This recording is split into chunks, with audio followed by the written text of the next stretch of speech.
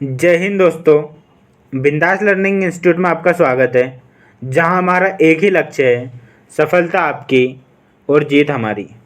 दोस्तों, जैसा आप सभी को पता है, हमने एमपी हिस्ट्री पढ़ना चालू की थी। एमपी हिस्ट्री में हमने बहुत सारी चीज़ें देखी थी। स्टार्टिंग हमने प्रागैतिहासिक काल से की थी। इसमें हमने 3 काल देखे थे: पूरा पाषाण, मध्य पाषाण और निम्न पाषाण। ठीक है। इसके बाद में हमने आद्य ऐतिहासिक काल पढ़ा, ताम्रपाषाण काल और महापाषाण काल पढ़ा। इसके अंतर्गत पौराणिक काल पढ़ा, रामायण महाभारत का। उसके बाद में हमने मौर्य वंश, शुंग वंश, सातवाहन वंश, कण्व वंश पढ़ा। और जो लास्ट का वीडियो था उसमें हमने गुप्त वंश पढ़ा था। कौन सा वंश? गुप्त वंश। ये तो हो गई थी मेन शक्ति। लेकिन कुछ शासक ऐसे भी थे, जैसा कि हम जानते हैं, मैंने आपको बताया भी है, कि जब कोई शक्तिशाली शासक कमज़ोर होता है, शक्तिशाली जो शासन है या फिर वंश कमज़ोर होता है, तो उसके आसपास के क्षेत्र में क्या, या फिर उसके अधीन जो शासन है कर रहे हैं, वो जो शासक या राजा होते हैं, वो स्वयं को कैसे स्वतंत्र घोषित कर लेते हैं। तो ऐसा ही हमारे मध्य भारत में हुआ। तो आज हम जो है मध्य भारत की एक ऐसी ही स्थिति को पढ़ेंगे, या फिर ऐसे ही वंश को पढ़ेंगे जो छोटे छोटे शासक थे, लेकिन बहुत एग्जाम के पॉइंट ऑफ व्यू से महत्वपूर्ण होते हैं। इसमें हम आज देखेंगे नागवंश। उसके बाद में हम देखेंगे मगवंश। कण्व वंश तो हमारा हो गया था। ओलिकर वंश देखेंगे हम। उसके बाद में हम जो पन्ना का परिव्राजक वंश देखेंगे। उसके बाद में अगर हम बात करें तो मेकल का पांडव वंश देखेंगे। ठीक है। देखो, अब आप थोड़ी सी कहानी के रूप में समझना हो क्या रहा था हमारे मध्य भारत में। जैसे ही मैंने अभी बताया था आपको, कोई भी जो शक्तिशाली शासक होता है या शक्तिशाली वंश कमजोर होता है, तो आसपास के क्षेत्र के जो शासक है वो स्वतंत्र होना चालू कर देते हैं। देखो, हमारे जो मध्य भारत में शक्तिशाली शासक कौन थे? सातवाहन थे। उसके बाद में हमारे गुप्त वंश आया। तो गुप्त वंश जो है भारत में उदय हो रहा था, लेकिन जो मध्य प्रदेश है हमारा या मध्य भारत, इसमें छोटे छोटे शासक, जैसे हमारे मालवा के ओलिकर वंश, ठीक है, मध्य भारत का नागवंश, बुंदेलखंड का परिव्राजक वंश और बघेलखंड का मगवंश या फिर मेकल वंश देखेंगे, जो थे वो महत्वपूर्ण मध्य प्रदेश में शासन कर रहे थे। ये छोटे छोटे राज्य हैं या फिर शासक है, जिन्हें हम 2 पार्ट में देखेंगे। आज हम 5 राजाओं को देखेंगे या 5 शासन क्षेत्र देखेंगे। उसके बाद में हम अगले वीडियो में देखेंगे। ठीक है। देखो, हम इसे, जैसा कि मैं आपको बता दूं, जो इतिहास है, इतिहास को फैक्ट के रूप में हम याद करके नहीं पढ़ सकते, न ही रट के याद कर सकते हैं। इतिहास को पढ़ने का सबसे अच्छा उसे एक कहानी के माध्यम से याद किया जाए। तो हम सिर्फ कहानी के माध्यम से इतिहास को एक कड़ी से दूसरी कड़ी तक जोड़ने की कोशिश करेंगे और उन्हें हम याद करने की कोशिश करेंगे। ठीक है। क्योंकि आपको पता है, अगर हम ये जो वंश है उनको अलग अलग राजाओं को, उनकी सूची को या उनकी डेट को देखेंगे तो कन्फ्यूज़न होगा और हम कुछ ही समय में इनको भूल जाएंगे। इसलिए हमारा इम्पोर्टेंट है कि हम इसे कहानी के रूप में देखें। ठीक है। तो देखो, मैं एक कहानी के रूप में बता रहा हूँ, तो कहानी कहानी की तरह होती है, तो अब थोड़ी बोर भी हो सकती है, लेकिन अभी आगे चलकर हमें इसमें मज़ा भी आएगा। देखो, हमारी कहानी कहाँ से शुरू होती है? हमारी कहानी शुरू होती है 3री से 6ठी शताब्दी के बीच की। पहला तो हम ये देखेंगे, किसके समय की है? 3री से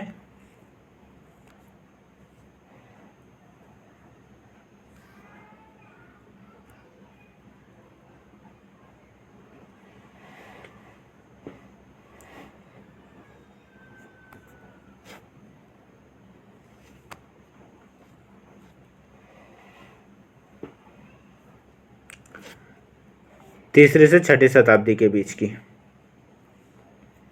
कब की है हमारी कहानी?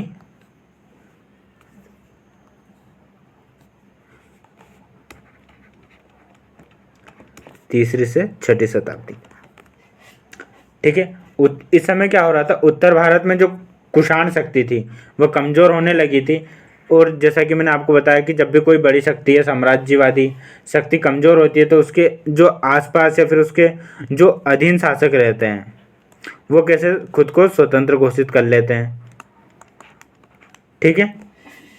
तो ऐसा ही हमारा मध्य भारत में हो रहा था। तो जो कुषाण शक्ति के आसपास या फिर स्थानीय शासक स्वयं की शक्ति को बढ़ाने लगे थे, ऐसा ही मध्य भारत में हुआ। और मध्य भारत में उदय हुआ एक वंश जिसे हम नागवंश के नाम से जानते हैं। ठीक है।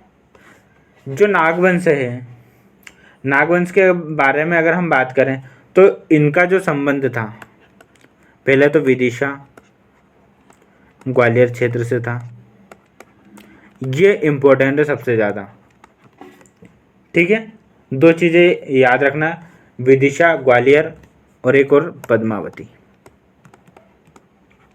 ठीक है। पद्मावती जिसे वर्तमान में पवाया का क्षेत्र कहा जाता है।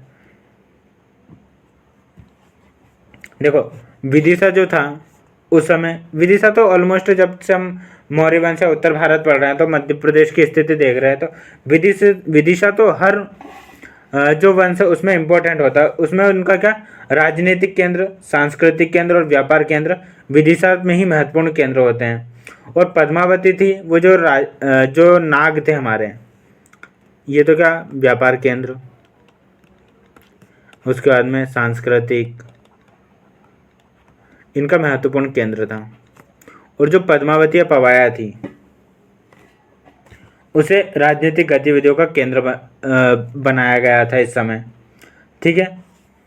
अब हम इनके शासक की बात कर लेते हैं कि इस समय कौन कौन से शासक थे। तो इस समय के जो प्रमुख शासकों में हम देखते हैं कौन कौन से थे। वृषनाग,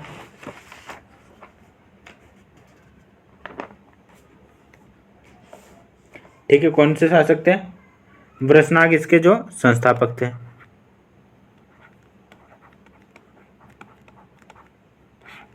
कौन थे? वृषनाग इसके संस्थापक थे। ठीक है, यहाँ लिख देते हैं हम वृषनाग। ठीक है। वृषनाग के बाद में आते हैं हमारे भीमनाग, भवनाथ, भगवन्नाथ, गणपति नाग जैसे जो शासक के हमें नाम देखने को मिलते हैं। और इनके सिक्के भी हमें प्राप्त हुए हैं, जैसे जो हमारे भीमनाग थे। कौन थे? भीमनाग के सिक्के हमें कहाँ से? विदिशा से प्राप्त हुए हैं। ठीक है, ये चीज़ें इंपॉर्टेंट होती है। और यह सिक्कों से हमें पता चलता है कि जो नागवंश है उनकी अपनी राजनीतिक पहचान और आर्थिक व्यवस्था भी विकसित हो गई थी। लेकिन जैसा कि मैं आपको बताता हूँ कि परिस्थिति हमेशा एक जैसी नहीं रहती। तो इसी समय क्या उत्तर भारत में, देखो मध्य प्रदेश या मध्य भारत में तो ये चल रहा था, लेकिन मध्य भारत के ऊपर भी कुछ क्षेत्र है, उसमें क्या गुप्त वंश अपनी कड़ी मजबूत कर रहा था। ठीक है, और वो तेजी से आगे बढ़ रहा था। जब इसका नागवंश का शासन था उसी समय समुद्रगुप्त, जो कि गुप्त वंश के साम्राज्य या फिर गुप्त वंश के राजा थे, उन्होंने क्या मध्य भारत की ओर प्रस्थान करा, या फिर अपनी जो युद्ध लड़ने के लिए, फिर अपना भूमि विस्तार के लिए ये उत्तर भारत में या फिर मध्य भारत की ओर बढ़े। तो इसी समय कौन थे? समुद्रगुप्त। समुद्रगुप्त ने नागवंश के जो शासक थे उन्हें पराजित किया और अपना क्षेत्र मध्य भारत के जो ऊपर वाला क्षेत्र है विदिशा ग्वालियर में स्थापित किया। ठीक है, और ऐसे ही हमारे नागवंश का पतन हो गया। ठीक है, नागवंश का पतन। अब देखो इसमें क्वेश्चन क्या पूछ सकते हैं? क्वेश्चन इसमें 2 ही क्वेश्चन पूछ सकते हैं। पहला क्वेश्चन ये हो सकता है हमारा कि नागवंश के संस्थापक कौन थे? तो वृषनाग थे। किस शासक के सिक्के हमें विदिशा से मिले हैं? तो भीमनाग के जो शासक था उनके सिक्के हमें विदिशा से मिले हैं। नागवंश का पतन किस गुप्त साम्राज्य के किस गुप्त शासक के समय हुआ? तो समुद्रगुप्त के समय। ठीक है, इतनी चीज हमें नागवंश में याद रखनी है, ज़्यादा हमें इसके अलावा कुछ याद नहीं रखना है। अब इसके बाद में हमें आते हैं हमारे जो पूर्वी हिस्सा, कौन सा? ये वाला। जैसे हमारा मध्य प्रदेश है,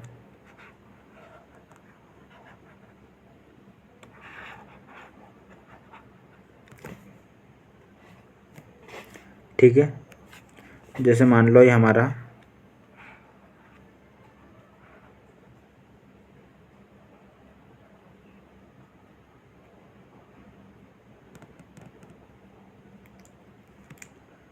प्यारा मध्य प्रदेश है।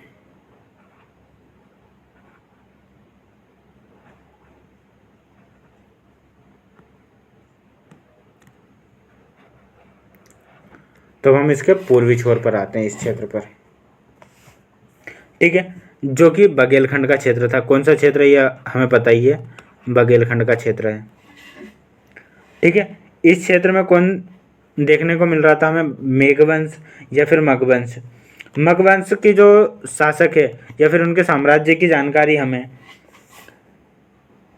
ऐसे ज़्यादा मिलती नहीं है। इनकी जो जानकारी हमें किससे मिलती है? इनके सिक्के से और कुछ ही पुरातात्विक प्रमाण से मिलती है। बाकी इनके ज़्यादा जानकारी के स्रोत नहीं है, क्योंकि यह जो है अन्य राजवंशों से एक छोटी शक्ति थी। बघेलखंड इनका राजनीतिक गतिविधि का प्रमाण पत्र मिलते हैं। बघेलखंड में मुख्य रूप से कहाँ, एक वर्ड याद रखना है हमें सिर्फ, बांधवगढ़। क्या याद रखना है हमें इसमें? मेघ या मगवंश में सिर्फ बांधवगढ़। ठीक है, इनका जो शासक क्षेत्र का शासन कहाँ तक फैला था? तो कौशाम्बी तक फैला था। तो ये इतना इम्पोर्टेंट है नहीं। इनके जो शासक है, शासक हमें देख लेना है। सबसे इम्पोर्टेंट भीमसेन, उसके बाद में भद्रमग और शिवमग प्रमुख इसके शासक थे। कौन? शिवमग।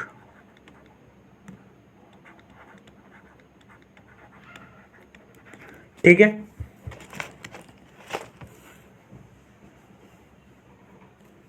देखो यहाँ किसी भी राजा की पूरी कहानी नहीं मिलती है, क्योंकि इनके जो साक्ष्य या फिर ग्रंथ हमें मिले नहीं है, इसलिए इनके बारे में हमें इतनी ही जानकारी मिलती है। ठीक है, तो इसमें हमें क्या चीज़ याद रखनी है? सिर्फ दो चीज़ याद रखनी है, मगवंश शासन क्षेत्र बघेलखंड अर्थात बांधवगढ़, और दूसरा इसके शासक भीमसेन, भद्रमग और शिवमग। ठीक है, इसके बाद में हम आते हैं हमारे अगली कहानी पर, या फिर अगले जो हमारा क्षेत्र है। कौन सा क्षेत्र? पश्चिमी क्षेत्र। पश्चिमी क्षेत्र जिसे हम मालवा का क्षेत्र भी कहते हैं। ठीक है, तो देखो मालवा के क्षेत्र में कौन शासन कर रहे थे? तो ओलिकर वंश। ठीक है, ओलिकर वंश जो कि दसपुर, पहले क्या दसपुर नाम था एक जगह का, जिसे कि आज वर्तमान में मंदसौर कहते हैं। ठीक है, तो दसपुर को ओलिकर वंश ने अपनी राजनीतिक गतिविधि उनका केंद्र बनाया। ओलिकर वंश की बहुत सारी शाखा थी। शाखा के में अनेक शासक थे, लेकिन मध्य प्रदेश में जो शाखा थी उसके जो शासक हैं उसमें सबसे जो इम्पोर्टेंट है वो कौन सा है? यशोवर्मन। यशोवर्मन से पहले भी या फिर बाद में नरवर्मन, विश्ववर्मन, बंधुवर्मन जैसे नाम हमें शासकों में देखने को मिलते हैं, लेकिन ये इम्पोर्टेंट नहीं है। इम्पोर्टेंट सिर्फ हमारा है यशोवर्मन। ठीक है, मालवा जो है ये हमारा मालवा है, इसका नाम देने का श्रेय भी किसका है? ओलिकर वंश को ही है। ठीक है, मालवा का नाम देने का श्रेय। ठीक है, और इसके बाद में हम ऐसे ही देखते हैं तो ओलिकर वंश भी एक समय तक, कुछ ही समय तक शासन किया और फिर इसकी शक्ति भी कमज़ोर हो गई। ठीक है, अगर हम या फिर हम यशोधर्मन की भी कुछ कहानी देखें तो उसमें ज़्यादा इम्पोर्टेंट में सिर्फ हमें यह दिखता है कि जो यशोधर्मन थे, कौन थे, हमारे यशोधर्मन। इसको मैं हटा देता हूँ, यहाँ लिख देता हूँ यशोधर्मन। यशोधर्मन की एक मुख्य चीज़, या यशोवर्मन या धर्मन की एक मुख्य चीज़ हमें देखने को मिलती है, इसने जो है हुण शासक, कौन से हुण जो शासक थे, कौन, मिहिर कुल, इनको इन्होंने पराजित किया था।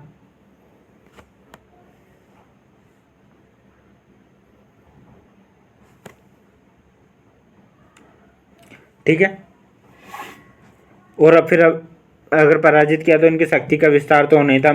इसके बाद में जो मंदसौर के अभिलेख है और विजय स्तंभ से यशोधर्मन की विजय या फिर इनकी उपलब्धियों की हमें जानकारी मिलती है कि इन्होंने किन किन राजाओं को पराजित किया था।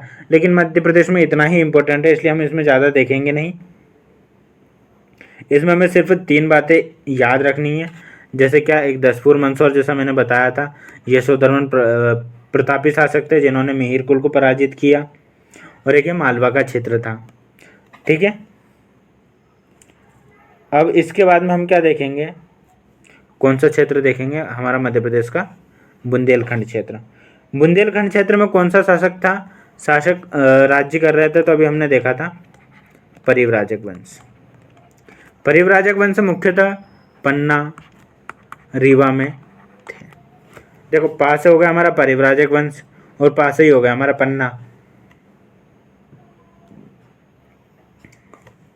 ठीक है, इस वंश के बारे में भी हमें ज़्यादा जानकारी, या फिर इसका एक ही मुख्य महत्वपूर्ण आधार अभिलेख है। अभिलेख से ही हमें इनके साक्ष्य मिले हैं सारे। उस समय राजाओं ने अपने शासन, दान और उपलब्धियों से संबंधित जो विवरण पत्थर और ताम्रपत्र पर अंकित करवाए थे, इससे ही हमें जानकारी मिलती है। और ऐसे ही जो हमारा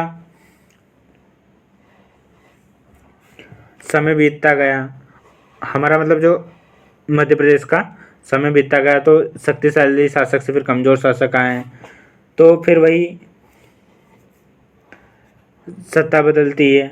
लेकिन इनके कुछ अभिलेख मिले हैं, वो बचे रहे हैं, जिससे हमें इनकी जानकारी मिलती है। देखो, इस वंश के फिर हम देख लेते हैं शासक नहीं देखे हमने कौन कौन से शासक थे। शासकों में हम देखते हैं देवादय, प्रभंजन, और सबसे जो इम्पोर्टेंट राजा है, कौन, हस्तिन। ठीक है, हस्तिन एक महत्वपूर्ण शासक थे। जो हस्तिन है, उन्होंने क्या करा था, हस्तिन से जुड़े जो अभिलेख हमें खो, जबलपुर से, मझगवा, पन्ना आदि से क्षेत्रों से प्राप्त हुए। इन अभिलेखों से हमें उस समय की राजनीतिक प्रशासनिक व्यवस्था को समझने में मदद मिलती है और हमें परिव्राजक वंश की बारे में जानकारी मिलती है। ठीक है, अब इसके बाद में हम मध्य प्रदेश के, इसमें सिर्फ इतना ही याद रखना है। इसके बाद में हम आते हैं हमारे मेकल वंश या फिर दक्षिण पूर्वी क्षेत्र। कौन सा,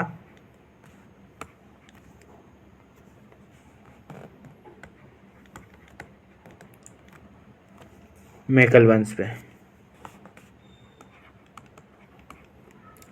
ठीक है, तो ये कहा, यह दक्षिण पूर्वी क्षेत्र में था।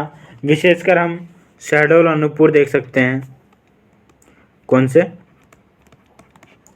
शहडोल, अनूपपुर वाला क्षेत्र। इसके जो शासक थे, इसमें भरतबल, नागबल, जयबल आदि प्रमुख शासक थे। वही हुआ कि इस वंश की भी ज़्यादा जानकारी हमें इतिहास में नहीं मिलती है। ठीक है, एक ताम्रपत्र अभिलेख था इनका, कौन सा, वसनी। वसनी ताम्रपत्र अभिलेख से इसके संबंध में जानकारी हमें मिलती है।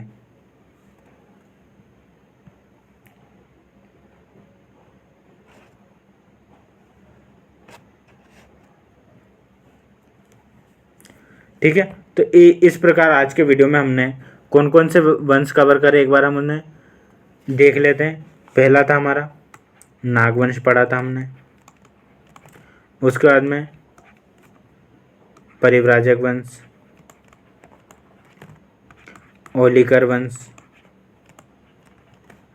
उसके बाद में अभी हमने मेघवंश या फिर मघवंश पढ़ा, उसके बाद में पांडव वंश पढ़ा हमने मेकल का। ठीक है, तो आज के इस वीडियो में हमने ये 5 शासक पढ़े हैं। इन 5 शासकों को हम एक पीडीएफ के माध्यम से देख लेते हैं। आपको टेंशन लेने की ज़रूरत नहीं है, ना ही डिप्रेशन में जाने की ज़रूरत है। मैं आपको इसकी पीडीएफ प्रोवाइड करवा दूंगा, जो कि हमारे ऐप या फिर टेलीग्राम चैनल पर आपको मिलेगी, जिसकी लिंक मैं आपको डिस्क्रिप्शन में दे दूंगा, जहाँ से आप पीडीएफ प्रोवाइड कर सकते हैं। लेकिन याद रखिए, हमें पीडीएफ कलेक्टर नहीं बनना है, हमें सिर्फ समझना है चीज़ों को कि चीज़ें कैसे आसान हो सकती है, कैसे हम जोड़ के याद कर सकते हैं, ट्रिक के माध्यम से याद कर सकते हैं, जैसा कि हमने इस वीडियो में किया। और आगे भी हम कोशिश करेंगे ऐसे ही वीडियो के माध्यम से चीज़ें याद करें।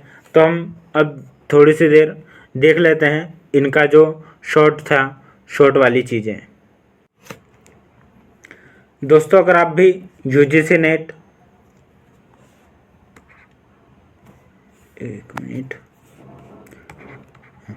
यूजीसी नेट ज्योग्राफी की तैयारी कर रहे हैं, तो आप हमारी ये जो टेस्ट सीरीज है स्कोर बूस्टर, वो ज्वाइन कर सकते हैं। इसमें आपको मिलेंगे टोटल 30 टेस्ट।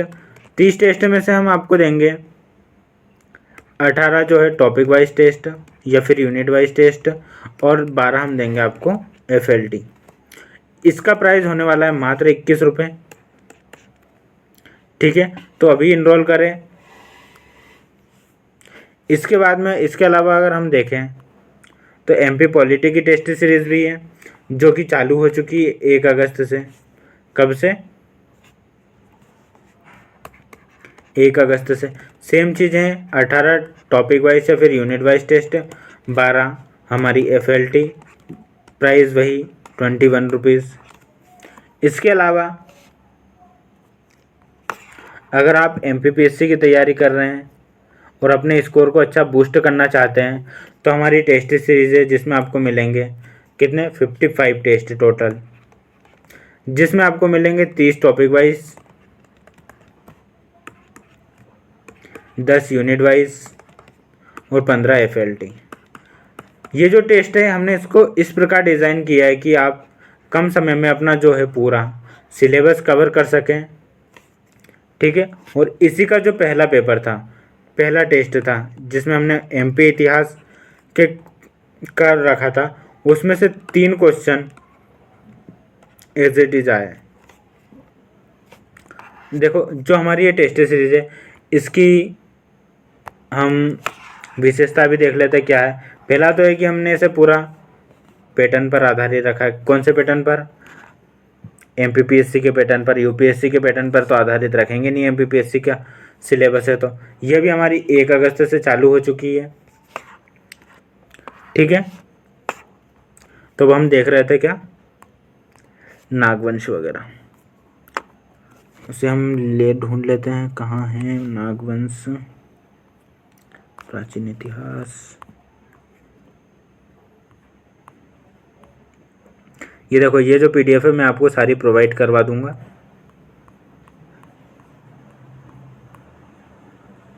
ठीक है, ये देखिए,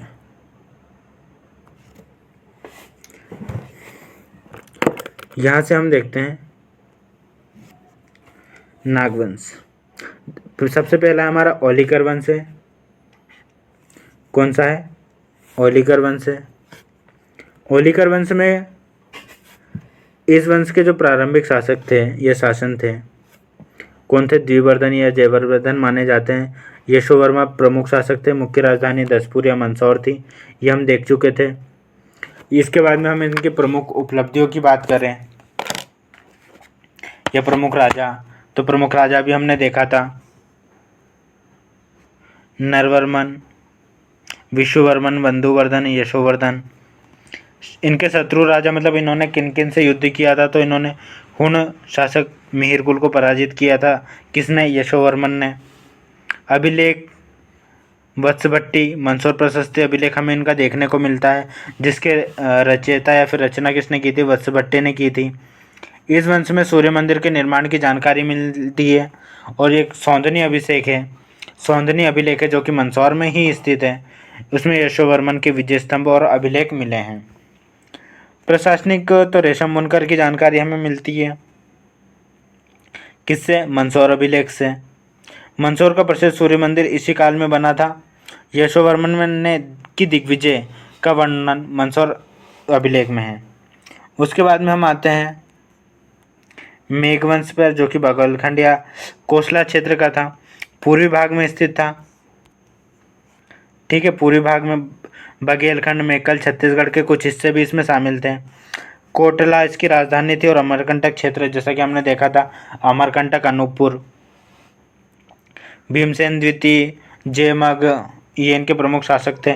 इन्होंने वाकाटक और गुप्त साम्राज्य के जो शासक थे उनसे युद्ध किया था, मतलब इनके शत्रु राजा थे। अभिलेख बांधवगढ़ का अभिलेख हमें विशेषकर देखने को मिलता है, जहाँ से तांबे की मुद्राएं और संस्कृत के अभिलेख मिले हैं इनके। इस वंश के राजाओं के नाम के अंत में मेघ या फिर मग शब्द जुड़ा होता था, यह उनकी अनूठी या फिर पहचान होती थी। अगला हमारा वंश हम देखेंगे नागवंश, जो कि पद्मावती वाले क्षेत्र पर, विदिशा और कांदीपुरी। तो हमें इसमें विदिशा याद रखना है, इसके संस्थापक वृषनाग थे, ये हम देख चुके थे। पद्मावती जैसे पवाया ग्वालियर के पास एक स्थित है, ठीक है, और क्रांतिकारी एमपी और यूपी की सीमा पर है, मिर्ज़ापुर। ठीक है, प्रमुख राजा भवनाग, गणेशनाग, त्रिशनाग। समुद्रगुप्त के प्रयाग प्रशस्ति में नागसेन का वर्णन है। इन्होंने कहा कि महाराज की उपाधि धारण की थी। जो नागवंश के शासक हैं उन्होंने क्या? महाराज की उपाधि धारण की थी। समुद्रगुप्त ने इन्हें पराजित किया था, हमने देखा ही था। अभिलेख कौन सा? पद्मावती पवाया अर्थात ग्वालियर से मिले हैं। हजारों सिक्के जिन पर नागों के चित्र व नाम है। विशेष तथ्य में हम पवाया पद्मावती में भगवान शिव की वाहन नदी विशाल प्राचीन मूर्ति मिली है, जो नागवंशों की शैल अवस्था का जीवन प्रमाण है। इसके बाद में हम देखते हैं मेकल का पांडव वंश। जेबल इसके प्रमुख शासक थे। अमरकंटक या इनके प्रमुख क्षेत्र था, फिर इसकी राजधानी थी। इसके प्रमुख शासकों में हम देखते हैं तो सूरबल या सूरजबल। सबसे जो मेन राजा थे वो कौन थे? भरतबल, जिसे इंद्र द्वितीय भी कहा जाता है, जिन्होंने महाराज या फिर महासामंत अधिराज की उपाधि धारण की थी। शत्रु राजा में उत्तर भारत के पड़ोसी जो राजवंश थे, इनसे सीमा पर संघर्ष हुआ था। अभिलेख शहडोल से इनका एक मकान या भादमर ताम्रपत्र अभिलेख मिला है। इस वंश की इतिहास की जानकारी देता है जो हमें। ठीक है, अब देखो राजवंशों में कुछ पुस्तकें थी वो देख लेते हैं। कार्पस इंस्क्रिप्शंस इंडिकारम, ये किसकी बुक है? जॉन फ्लिट की। इसमें गुप्त और होलिकर जो अभिलेख है उनके के प्रमुख स्रोत हैं। Early history of the Deccan doctor SC. Raychaudhuri एवं आर.के. मुखर्जी द्वारा लिखी गई है। मध्य प्रदेश का इतिहास एवं संस्कृति हुकुमचंद जैन और पांडे द्वारा, हर्षचरित बाणभट्ट। और प्राचीन जो मध्य प्रदेश है वो हमारी डॉक्टर भगवत शरण उपाध्याय के द्वारा लिखी गई है। ठीक है, तो दोस्तों इस वीडियो में हमने देखा, क्या क्या देखा? ये देखा होलिकर वंश,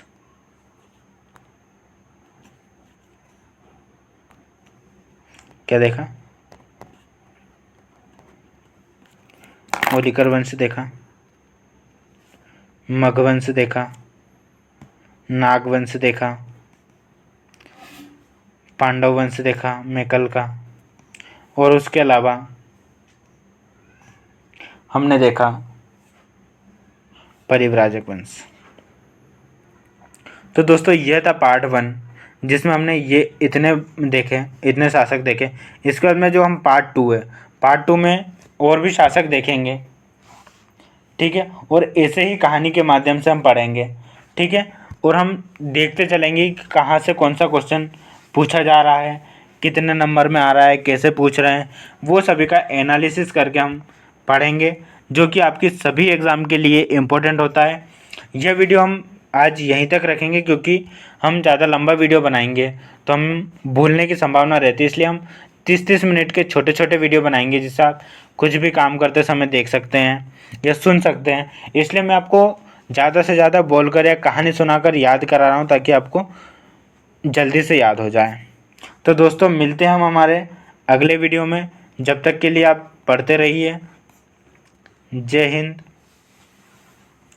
जय भारत, जय मध्य प्रदेश।